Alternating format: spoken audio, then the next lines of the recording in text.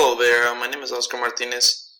Today I'm going to talk to you about the England Civil War.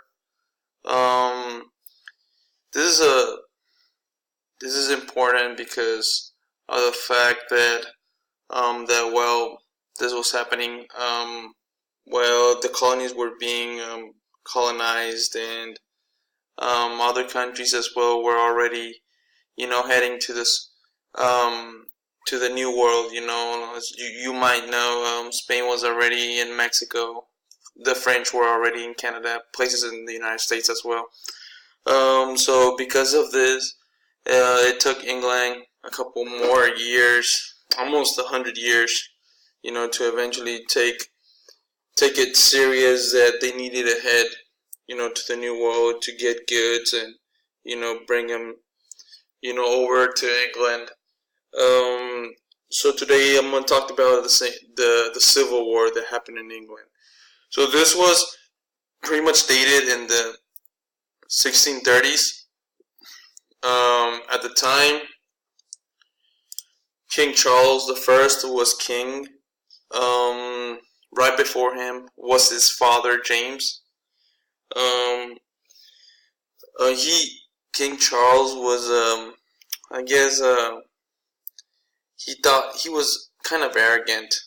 Um, he thought he had absolute power. He thought that not even the parliament had any say so on his decisions.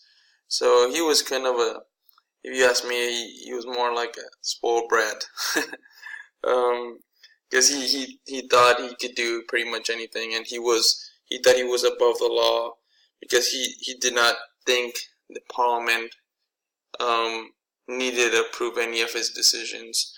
And you can see this when he tried marrying an outsider. He actually tried looking for a wife in Spain, which at the time Spain and England were really much of friends because they had a recent kind of a war going on. So, but Parliament pretty much tried to decide for him as to who he should marry. I think they actually even gave him some proposals on, certain ladies that he could marry that would benefit the country. But King Charles pretty much did the whole opposite. So instead of, sticking to the plan of the Parliament, he pretty much just cared about himself, and he did the whole opposite. He went to Spain to find a fiance, but he had no luck on that. So he instead decided to, go to Spain. To France. I'm sorry. He decided to go to France and find a wife, which he did. But at the time also there was some friction, because in England, you had the the England church, and back in France they were a little bit more of a Catholic. So as maybe some of you guys might not know, in England, it was condemned not to be part of the English church. So if you were from any other religion, you pretty much had to do it in secret. So this was a huge, big issue. But even then, King Charles married her through the Catholic Church.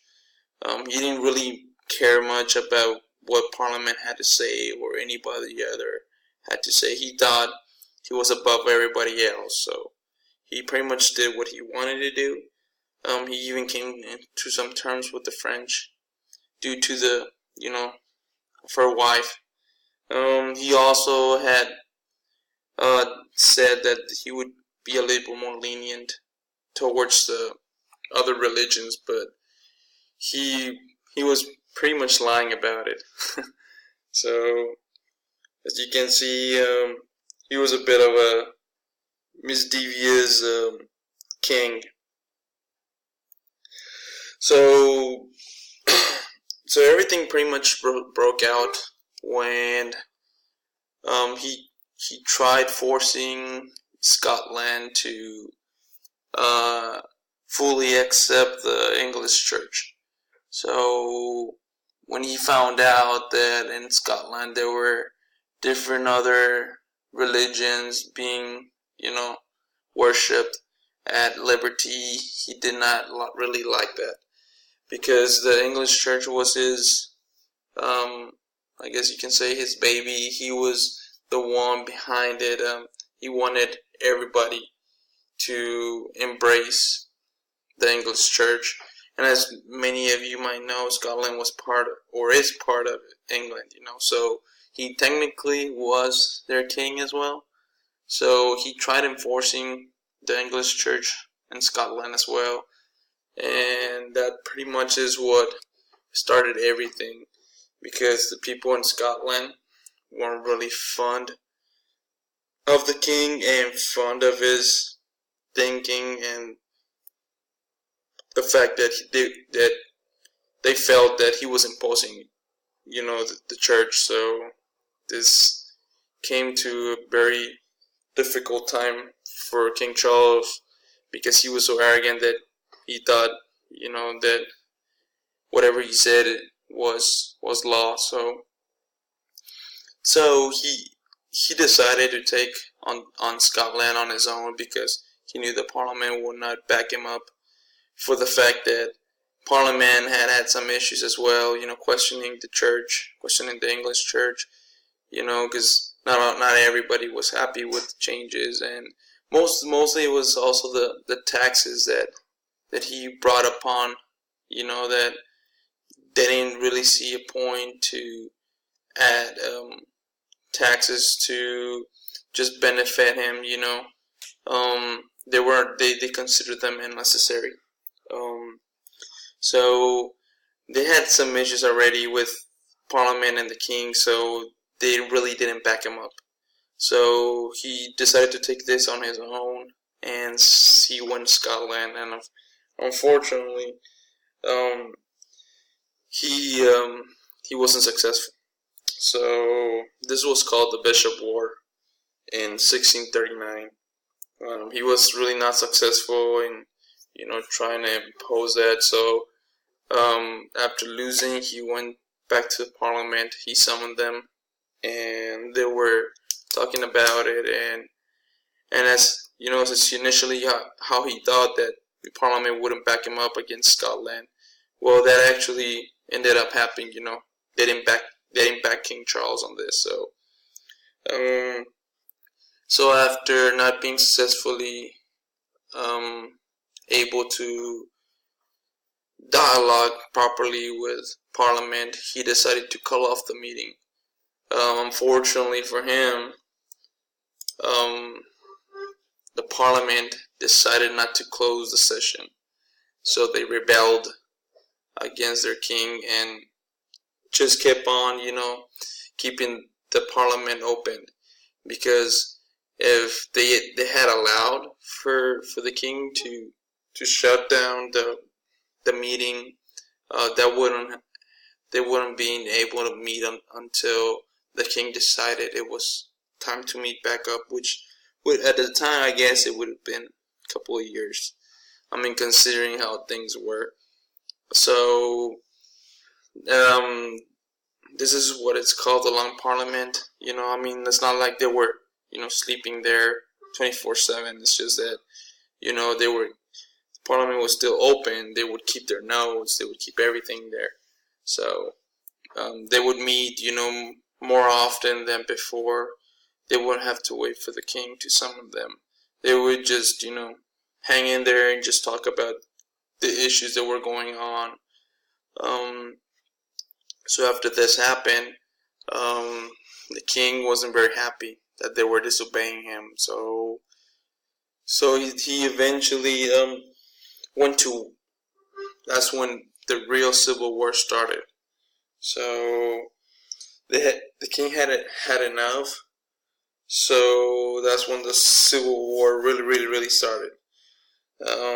The Parliament was on one side, and then the royalists were on the other. So there's some of the Parliament people, they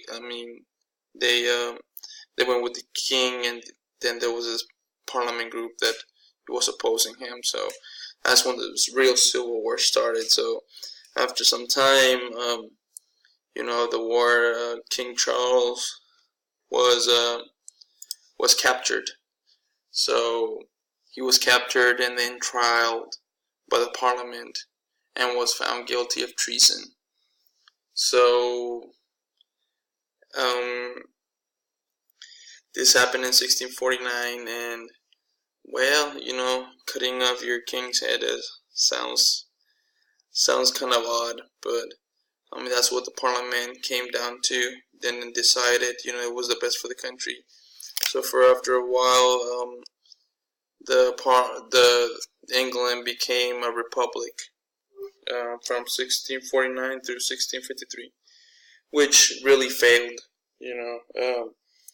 So after the failed attempt, they went in to become a hire a protectorate, which his name was Oliver Cromwell.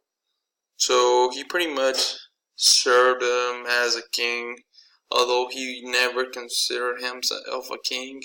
He had pretty much the same, things that power and say so as a king, but I'm pretty sure Parliament pretty much cut most of his responsibilities and say so's.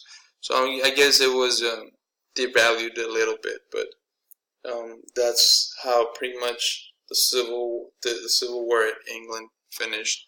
So after this, they concentrated to go back to the colonies and keep doing what initially they wanted to do, which was find riches, find resources, and bring them back to England.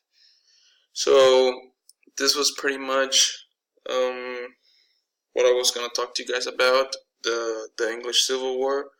So I appreciate your time. Thank you very much.